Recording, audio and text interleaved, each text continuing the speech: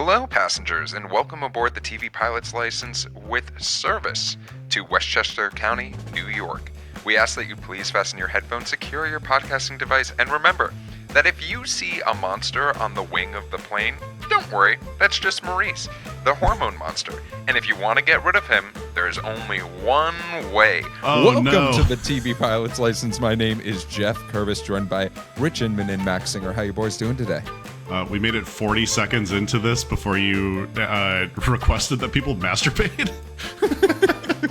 Well, Max, who is ready to talk about being a Jewish teenager around Westchester County, New York? Not me anymore. Well, gentlemen, this week we are discussing Big Mouth on the evening before it comes out for its final season on Netflix. But before we talk about this show with 8 separate seasons, let's talk a little bit more about this podcast. Max, can you tell folks a little bit more?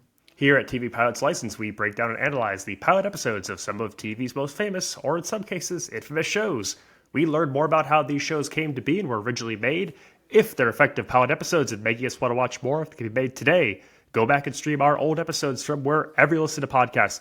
Check us out on YouTube and TikTok to see our smiling faces. And if it is your first time flying with us, then welcome aboard. And Rich, what is your question of the week? Well, also, I want to add, thanks for everyone for finding us on YouTube. Our YouTube is growing like a weed right now, which I'm very excited about. I want to know, for me, this show just strikes me as like, oh, I kind of wish I had this when I was 14. Is that it? What was this time like for you guys? What does this ring true for your experience as like a 13 or 14-year-old? Yeah, I mean, that's such a fun question, Rich, because I feel like this show just sort of, you have to think about that, right? You have to, it's the human experience of comparing your experience of growing up in prepubescence and puberty itself. And it then turns into one of those things of like, what household did I find myself more as a part of, right? Were we the Glaubermans? Like, was that the situation that I grew up with? Or were we the Birches, right? The two families that we focus on in this pilot. And I find myself in the middle of both, where there are so many moments in this pilot where Richard Kind, who we are going to talk about exhaustively on this we kind of do anyways. Podcast, we have to. Like, there are Glauberman moments in my life, and I just remember, and maybe this is a little bit too much of myself, the only talk that I got was do your own laundry when I turned 13, and that was it. That's all I was told at like 13 years old, and I was just like, okay, and yep, and here I am today. When Geoff got sent to work in the mines at 13. You know, I still think cranes deliver babies, and no one has proven me wrong yet. So that's Florida education and sex education for you. Oh, man, no. He didn't get the sex ed talk or the doing laundry talk. Lights and darks, Geoff. He actually turned the sock pink. No. Oh, no. Max, what about you? I mean, geographically incredibly accurate. But a thing that, and I'm going to keep going back to this as we talk about this episode, that astounded me is if you take away all of the wild stuff of Big Mouth, how like down the line and grounded so many moments of it actually do feel. And I think this feeling of being a middle schooler and comparing yourself to so many people around you, like the real base, like A plot of today's story, rings true for so many people, whether because it's like it's something that just happens at different times in all of our lives. And so you're in this weird moment where no one around you is the same, and it's like the playing field has changed and the way you feel is different and what everyone's experiencing is different, but you don't know how to talk about it because you're all 12, 13, 14 and you don't have the maturity to do that. And I think that this show captures just such a real feeling of I am different than I was yesterday. This person's different than they were yesterday, but we're different in different ways, and I don't know who to talk to about it. Definitely. Yeah. Rich, what about you? I think the part that relates to me the most is like the hormone monster that no one else can see. It's just because like I'm not talking about this shit with my friends when I'm 13 or 14. So this is like that part is unrealistic. I know they're trying to like make these characters grow and like actually share their experiences with each other and stuff like that. But for me, I'm like, oh, yeah, it feels like this weird entity that only I can see, and only I'm miserable all the time. Well, Rich, I do love that question. Thank you so much for your question of the week. Let's talk a little bit more about Big Mouth. And we're going to start off with maybe one of the briefest and quickest synopsis we've ever done on this show. Teenage friends find their lives upended by the wonders and horrors of puberty. That's it. And I think it is super accurate to talk about that and to describe this show as that. But Max, how did this show get made? Today we're talking about the pilot episode of Big Mouth titled Ejaculation. That's E as in ejaculation, J as in jacking off, which originally aired on September 29th, 2017 on Netflix. And we're talking about the show's creators Andrew Goldberg and Nick Kroll a little bit today. Childhood best friends Goldberg and Kroll base this show on their experiences growing up in Westchester County, New York. Goldberg is best known as a writer and co-executive producer on Family Guy, while Kroll you may know for his supporting role in the 2022 drama Don't Worry Darling starring Harry Styles. In their pitch to Netflix of a, quote, pervert... What do you know him from? In their pitch to Netflix of a, quote, perverted Wonder Years, Goldberg and Kroll emphasize the importance of accurate sex education of the show and using the lens of adult animation to talk about the issues that perhaps a more traditional show couldn't get away with for ratings reasons. Together, alongside Jennifer Flackett and Mark Levin, a husband and wife screenwriting duo also known for their blog-turned-book, The Man's Guide to Love, launched the series featuring a who's who of Kroll and Goldberg's comedy pals.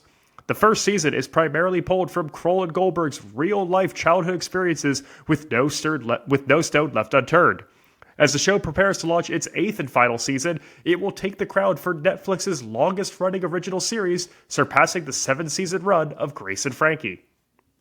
Hell yeah. Fuck you, Jane Fonda.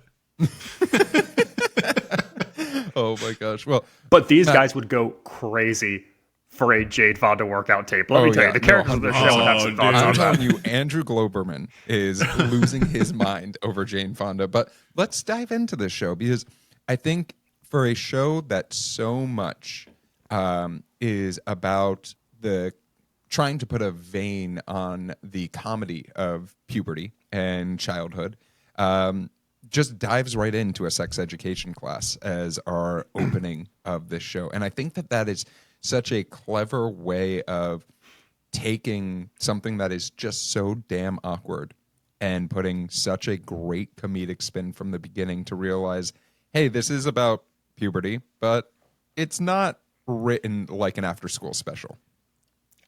I think that the entire first act of Big Mouth is basically it's basically a TGIF series. No, it is. It's basically a TGIF series. It is so indebted to the Wonder Years, as Kroll mentioned himself, to something like A Boy Meets World, because we get this like up top. We're talking about puberty. We're going to do VO of the old, outdated video we all had to watch in middle school.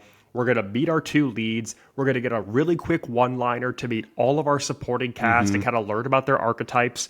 And then it really does just kind of follow, like, we get to follow these two people in a day of their life at school. We set up an A-plot, which is that one of them has entered puberty before the other. We set up a conflict, and that's our first act. And then we're going to spend acts 2 and 3 trying to resolve that in a little bit more of an obscure fashion. But the first act is incredibly subdued. It's incredibly traditional, and it's shockingly structured. I know the show for hormone monsters and all the things we see in the second and third acts that, you know, get bigger and bigger as the show goes on. But it starts off from such a grounded and true and real place that I kind of forgot about. Yeah, I think what they do really well here, and maybe this is the husband and wife writing duo, like that really experienced a group of writers, is like, hey, we need to get this exposition out of the way because we have a just like an absolute 1927 Yankees like writer's room of just like, this needs to be extreme jokes per minute. And it does get like almost a little overwhelming with the amount of jokes per minute that this has. And yeah, you just like, you know, everybody immediately, you understand their relationship to one another. You get that hot slap of crazy from Jason Mantzoukas as he's going to bring in every single role. And yeah, you do feel like, I don't know, you do see the voice actors as their adult selves in these children too.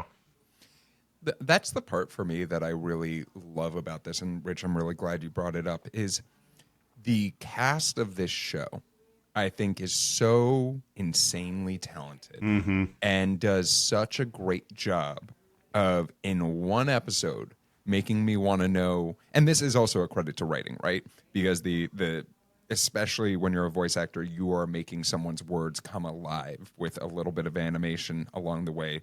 That's not me taking away from animators. That is me more so just amazed with the idea of, one of the things the script does so well is I want to know more about every single character we see on this pilot. And we don't even see some of the bigger characters in the arc of this entire show in this episode. And I mean, as a question to you two, especially since we're not going to go point by point of this pilot episode, it's only 20 minutes long. You can watch it on your own, folks. But and you should. Was there a specific performance that you were like, holy shit, this is so fun and really just makes me excited about this show? I mean, I gotta give it to the triple dipper of Nick Kroll with playing both. I mean, you got Nick Birch, you've got his own hormone monster, and then you've got Coach Steve, the gym teacher. And I think it's, you take a character actor, like a sketch performer or an improv performer like Kroll, and you put him partnered up with, you know, a childhood best friend who's also a co-executive producer of Family Guy, and you get these two worlds that could be oil and water very easily. And instead you get the high rate of jokes per minute from Family Guy, along with the like hyper specificity that you've come to know from that style of writing, with the character work and heightening and big gestures that Kroll perfected with his time at UCB Theater, Kroll Show, all of the sitcoms he's appeared on. And the two just gel together. It's like so evident that they've known each other since first grade, and the way they play off each other and the way that Goldberg's writing supports Kroll's styles. Rich, what about yourself? Okay, so this is such like a slam dunk cast. This is like, as soon as I saw, Kroll and Mulaney are going to reunite from like their Oh Hello on Broadway days, and just like their Oh Hello characters in general that were also on Kroll Show. I'm like, okay, I'm already bought in. Getting to hear Jason Mantzoukas' voice is truly like, it's such a treat. He's speaking of past TVPL episodes, he's now one of the contestants on Taskmasters. Go watch that on YouTube if you can. Kroll obviously has like a major gift for that, for voice acting. He just like does so many voices and so many voices well. Even though like for the first 3 seasons, I thought Maury was Will Arnett. It really was like, it's hard to separate. I think he's the only person, in addition to a like slightly higher voice John Mulaney, which is like a little jarring to go back to the first episode about. It just feels like Kroll really lets you lose it in his characters more. Yeah, this pilot is chock full of TVPL alums. As far as people that we have or have talked about, Paula Pell is in this pilot. Richard Kind, who I've already mentioned, is in this pilot. You also have Nathan Fillion in future episodes of this show. I could go on and on. It's truly just such an amazing cast. But I want to talk a little bit more about the fantastical elements of this pilot, right? We're approaching the concept of puberty and putting a little bit of wonder and disbelief using animation as our tapestry, right? And I mean, is it too weird, or is it just weird enough? Well, you know how I said how Act One's incredibly grounded. It reminds me of a TGIF show. What about Act 2? Act 2 starts off with a musical number of penises playing basketball. So Yeah, damn right. And the ghost of Duke Ellington. We blow the doors off of this reality the second we begin our second act. And I do think it's a smart choice to allow us to ease into that, because you can't start a pilot with penises playing basketball. You could try. Says you. They don't recommend it in the books, but you could try to. Yeah, save the penis. But That's what Clipped is all about. you get oh god, you get the musical number. A, just a musical number. Yep. B, of penises playing basketball, and then C, we then cut to meeting the ghost of Duke Ellington, played by Academy Award winner Jordan Peele. I mean, it is so insane thinking about the fact that Jordan Peele playing the ghost of Duke Ellington, which who the fuck is that joke for? It's very like anyone who's like 13 or 14 watching this and like trying to relate to the characters, like who the hell is Duke Ellington? And I think, you know what, I should have added to your previous question, Jeff. Fred Armisen just like really steals this show for me. I love how soft and crazy his character is, just like absolutely no filter with his kids. A man can touch another man's penis, even kiss one lightly, and it doesn't mean they're gay. The caveat of lightly really fucking destroyed me. Yeah, there's one. This is not a laundry folding show. I'm going to just tell you right now, because there's so many small details. If you look away from the screen and during the penis basketball musical interlude and just hear the musical, you'll be like, oh, that's nice, they have singing, just to then look over and be like, oh my god, I never saw a penis try to dunk a basketball before. But I want to say that in a Lord Royals voice, like, I never saw a penis try to dunk. There's one visual gag where we see the Birch parents have sex, and then we only see 1 minute move off the clock. God. And my God, when she was like, wow, a 12-hour lovemaking session, I was crying from laughter. It's such a good joke. It's so fucking fun. Like, this show is just so funny, right, sometimes. And it just really leans into, like, we're going to have the visual joke, and then we're going to smack you in the face thinking, oh, that was the only joke. No, motherfucker, I have a left hand too, and it is going to go right for your jaw. Rich, you asked who the Duke Ellington joke is for, and there's an interview that I found with Nick Kroll talking about that joke specifically, and how he says that when he was a kid, his family had like a vacation house rental on a summer trip, and the listing said that Duke Ellington used to live there, and there was just kind of like old sheet paper for wallpaper, but they couldn't really confirm or deny if that was true what the vacation rental said. It just like that always just stuck with him for his entire life. And that's crazy. That's a joke that man has been sitting on for 30 years, being like, how do I get Duke Ellington's house into something that I wrote? And he finally found an avenue for it. Congratulations, Nick Kroll. You can die now too in that house. So we talked a little bit about Fantastical, which is throughout this pilot, right? But it wouldn't be a TGIF show without a main struggle or a main issue that we're talking about. And I think that's one of the big things that we have to expect about this show, if we're looking at it just as a pilot, is, hey, we're going to try to approach an issue and solve an issue by the end of the 20 to 30 minute episode that you're watching. So I guess I'm curious for your two opinions as far as, how do you think this show does in actually solving the problem at hand that some people are a little bit further along in puberty than others? Delightfully. It's actually such a coherent and well-structured plot. It is, you have this fight between friends because one can't articulate how he feels about the other one being more developed than he is. When the friend who's more developed has an incident that causes him shame and embarrassment at a school dance, it's that other friend, it's Nick's duty to step up and put differences aside and just be a good, supportive friend. And while they're dealing with these changes and they're dealing with these fears and insecurities, they still have each other, and they know they're going to be able to count on one another to get through whatever life throws at them. It is so simple. It is so grounded. And because you have that framework, you can paint all over it with all of the crazy things that this episode does.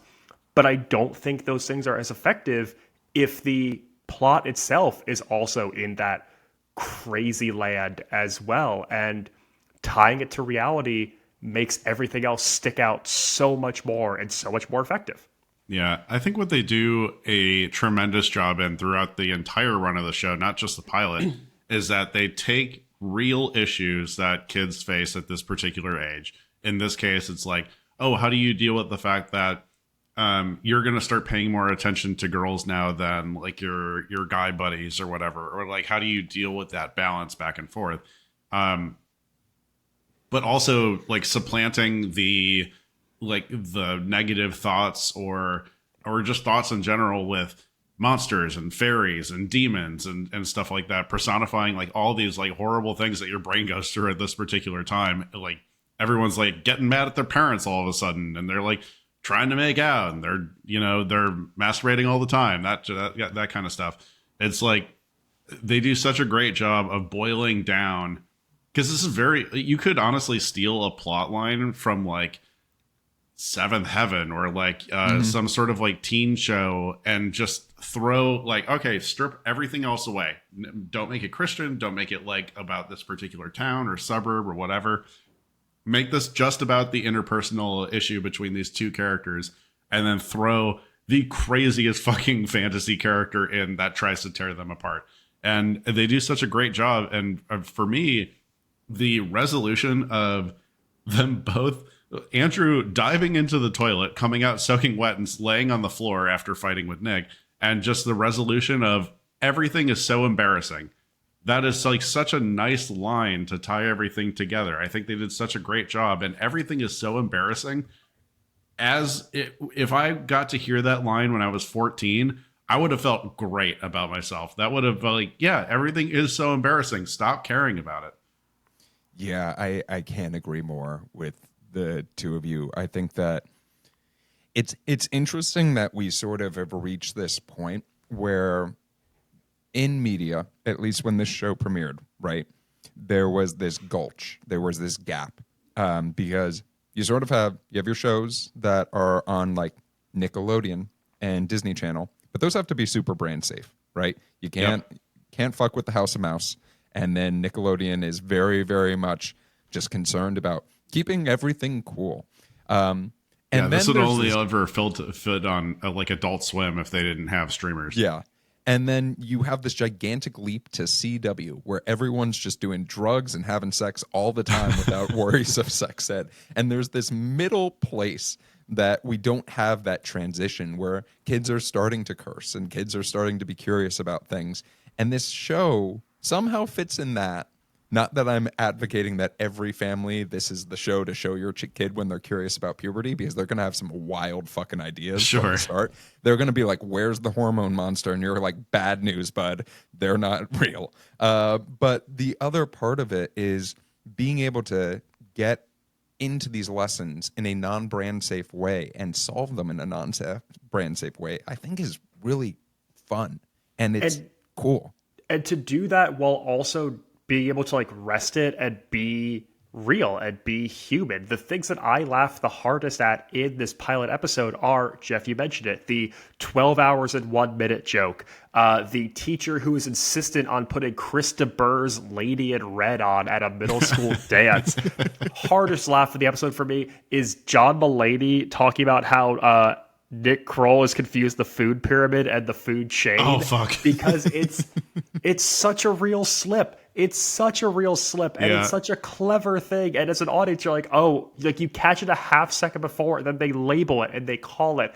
And the human jokes of this are what makes this more than an Adult Swim 15-minute show. It's what gives this thing the legs to actually feel sustainable, and it emotionally ties you to the characters, and it's more than just a joke factory. It's actually a sitcom. Definitely. Yeah. I just want to give a shout out to Fred Armisen saying a great African American, which I keeled over and I was like crying from laughter because it was said with such such an earnest tone. Well, gentlemen, that is our pilot, but I want to speak more to things that we loved, things that we maybe want to give a little bit more shine to from this pilot that maybe we didn't talk about as much depth. Oh boy, I have one scene in particular that just like really caught me off guard and really made me laugh. Like I've seen this pilot like once or twice already, but it just captures the essence of like being 13 and being like horny for literally no reason and having like there is absolutely nothing going on up there. Talking about Andrew's masturbating next to Nick in during their sleepover. They're talking about Andrew's dad's business associate, Susan.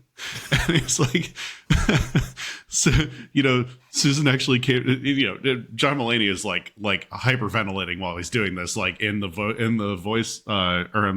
studio to like get the sound right. Susan actually came to the office and during summer outing and said I was sprouting into a nice young man. And then he comes saying, what do you think about being in human resources?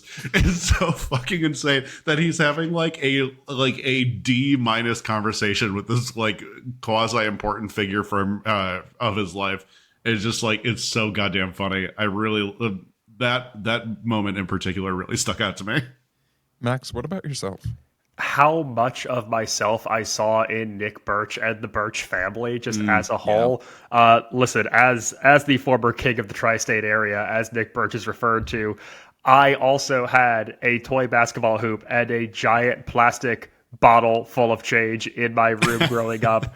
I saw just so much of 13-year-old Max in this kind of dorky suburban kid played by Nick Kroll. And then, of course, Fred Armisen's Elliot Birch saying that he loves cocktail facts, and I love this woman. As someone who also loves bar trivia and is a major wife guy, I got to give a shout out to Elliot Birch. Max, I still see a lot of you in the Birch family.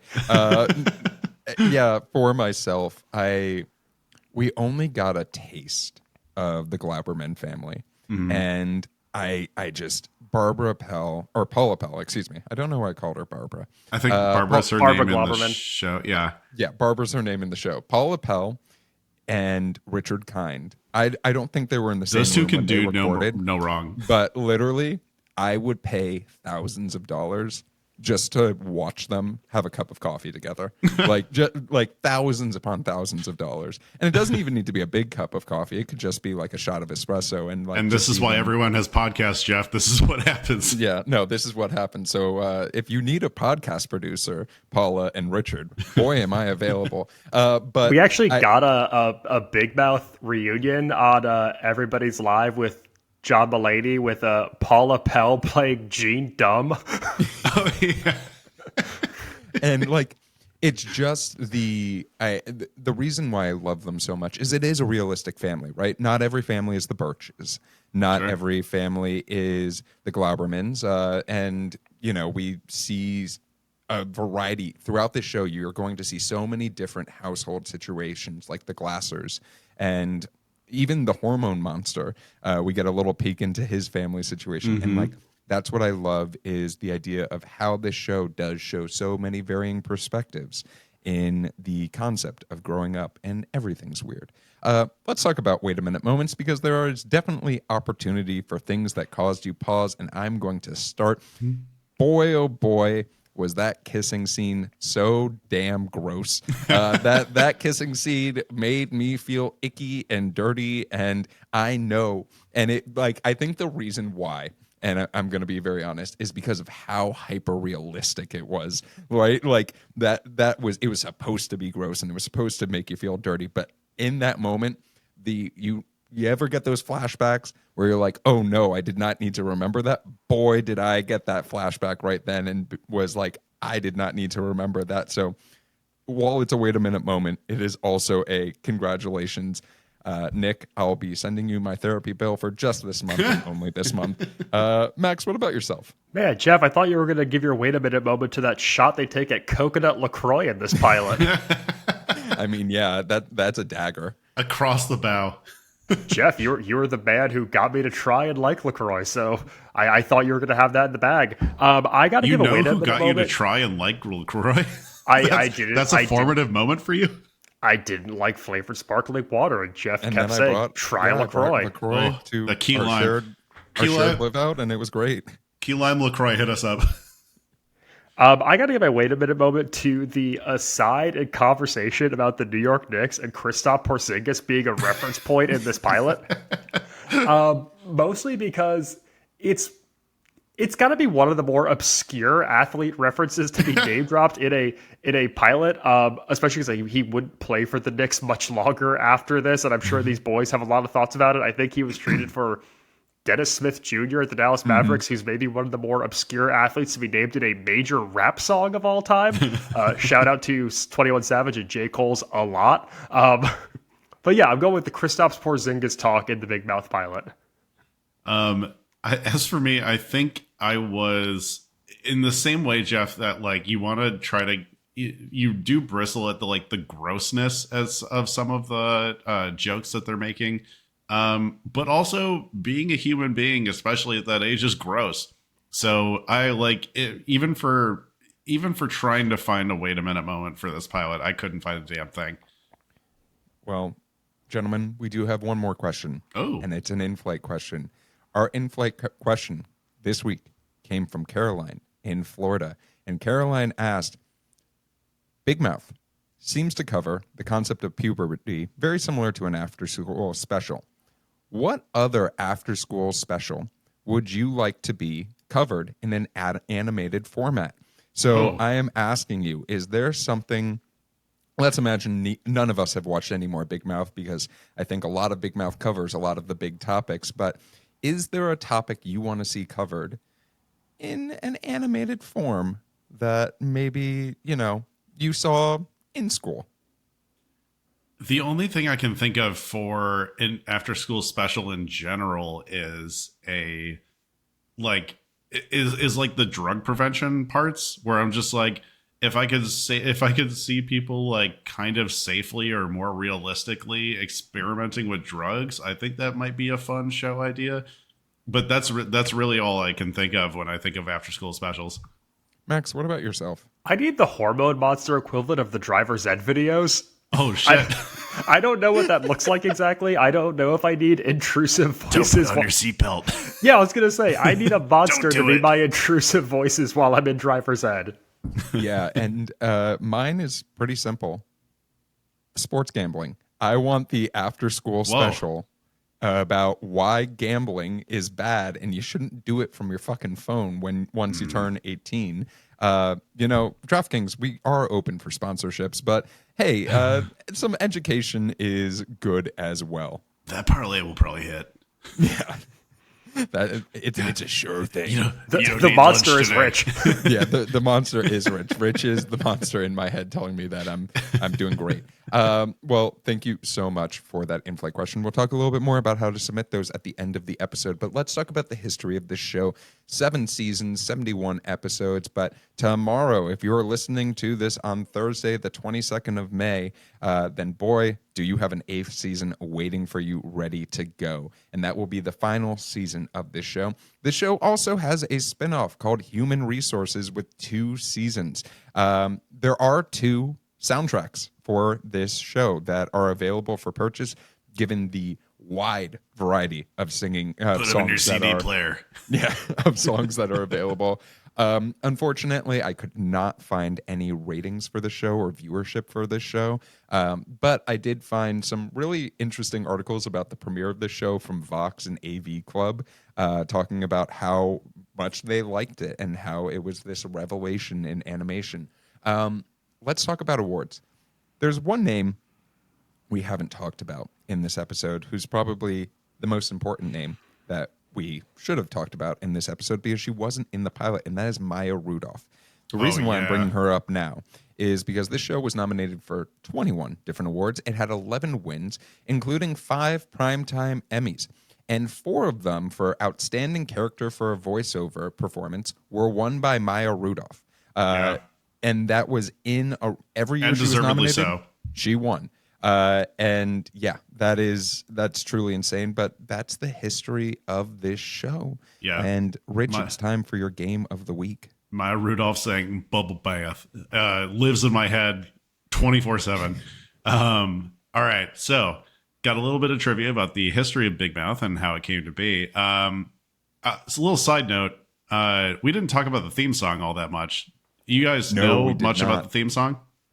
That I'm it's going through originally a changes. Black Sabbath song that was All right, covered by then. Charles Bradley. All right, here's question number 2 then.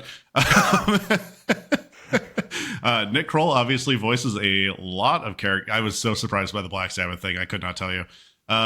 Nick Kroll obviously voices a ton of characters on the show, including Nick Birch, Maury the Hormone Monster. But according to IMDb's list, this is not fact checked by me. I don't have the time. How many different characters has Nick Kroll done on the full run of Big Mouth so far? And I'm Are not we giving just you guessing a number? Yeah, you're just guessing numbers. 22. 57. Max is closer. It was a hard 46. Holy and that's shit. And that's just what's listed on there. It doesn't include ensemble voices or anything like that. Super That's impressive. insane. Speaking of Nick Kroll characters, which of these characters is based on a Kroll show character just slapped into the show? Is it A, Coach Steve, B, Maury the Hormone Monster, C, Lola, or D, Rabbi Paul Blart? I believe it's Lola, who we did not get in this pilot. Or did we get Lola in this pilot as well? I No, don't think no we did. Lola really. Not in in it this. yet. I believe it's also C, Lola. So he does do the voice of Lola in the Kroll show, but it is Coach Steve who is based on his referee character. Oh, very cool. Very cool. And that's oh my god, the original theme song was done by Ozzy Osbourne. Holy shit! Well, thank you, Rich, so much for your game of the week, gentlemen. Our flight is coming to a land, but before we go, I have 2 questions for each of you. And the first is based off of the pilot and the pilot alone. Will you be watching more Big Mouth, or should you choose to watch the final season if you already have decided to watch more of this show? And the second question is a little bit based off of the idea of our in-flight question, right? There's the concept of shows that exist to be able to act as answers for kids who are going through life and growing up. And there is sort of that weird gap between Disney Channel, Nickelodeon, and CW. Should more shows like this exist that are for the entire family, but maybe a little bit more profane? Or, hey, there's enough teen TV. Fuck them. So I'm asking you two, what are your thoughts? Max, what are you thinking? Yeah, a pilot alone. This definitely has me wanting to watch more. I admittedly have fallen off with this show in its later seasons, but watching this again, I was just amazed with how well structured it is, how well written it is, how much we get to know these characters in a 20-some-odd minute runtime, and I think it's effective in its job. It definitely has me wanting to keep going.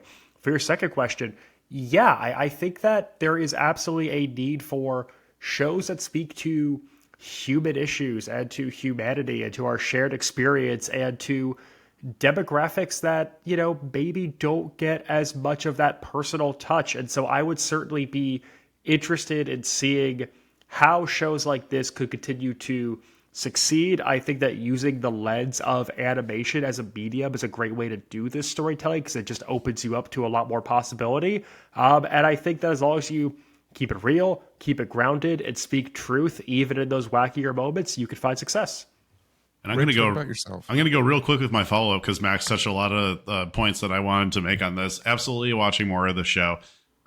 B, I think a lot of what teen TV is geared towards is manipulating emotions of that time. So honestly, this kind of feels like it's like taking some of that back, where it's like what are the things that teens can be emotionally manipulated on most?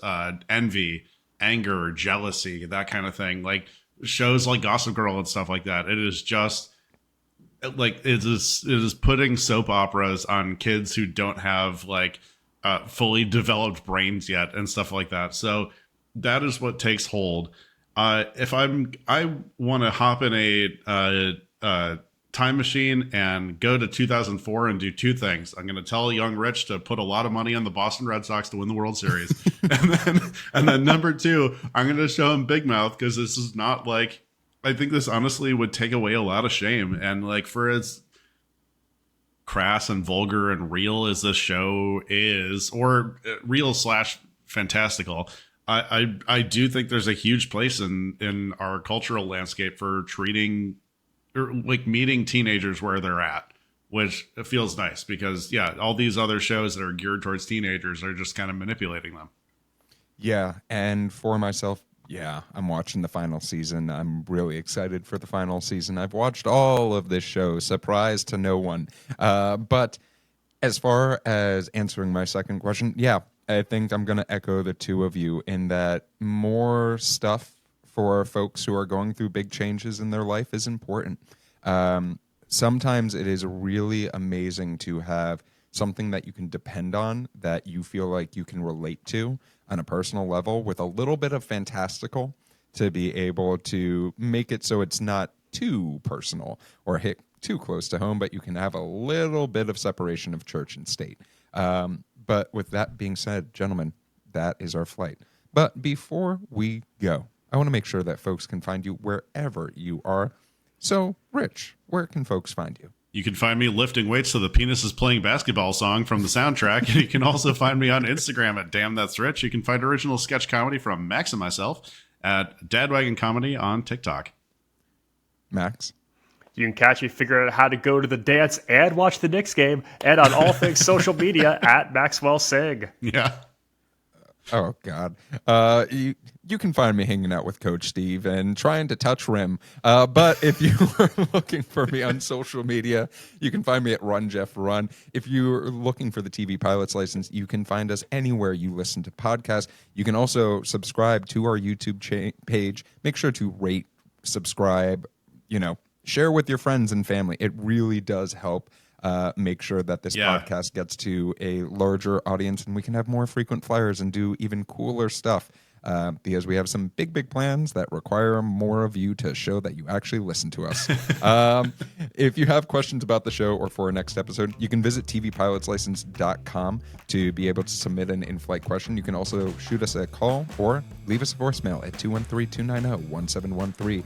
Make sure to watch out for sneak previews of some of the stuff that we have coming up, including next week we are talking about Detroiters, which you can find on Netflix. But with the plane landed and the seatbelt sign off, we look forward to flying the bright skies of the TV world with you soon. But until next time, keep your eyes on the skies and your finger on the dial. Everything is so embarrassing.